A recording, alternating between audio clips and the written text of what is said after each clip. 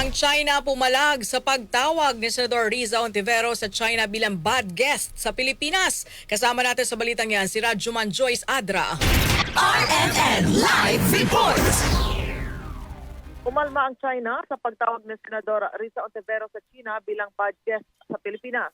Sinabi rin ng Ontiveros na dapat magpakita ng respeto ang China sa Pilipinas bilang host country nito. Sa statement na inilabas ng Chinese Embassy sa Pilipinas, inihayag nito na ang China ay nagsisilbing tulay sa pag-promote at paggaan ng kapatid-kaibigan at kooperasyon ng dalawang bansa. Ito ay habang pinoprotektahan nila ng China ang kanilang pambansang interes at dignidad. Pero sa oras nilang atakehin sila at gawa ng paninira, hindi nila mananatiling tahimik at mapagpasensya ang China. Iginit pa ng China na karapatan nilang ipaalam sa publiko ang katotohanan at posisyon ng China. Nagpasaring pa ang Chinese Embassy na ang taong hindi nakakaunawa sa ibig sabihin ng respeto ang siyang hindi marunong magpakita ng kortesiya sa bisita at may lakas na loob na mag-label ng bad guest.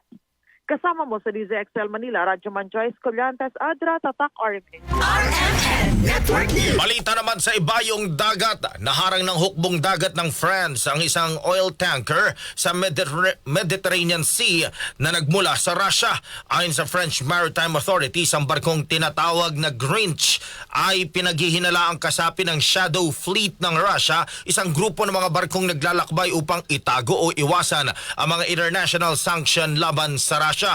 Ang barko ay nagmula sa Murmansk, Russia at umano'y may peking rehistro o bandila upang takasan ng mga batas at parusa. Sinabi pa ng French Navy ang ganitong uri ng mga barko ay tumutulong sa pagpopondo ng digmaan ng Russia laban sa Ukraine, kaya't mahalaga ang pagpapatupad ng mga parusa at international na batas sa dagat.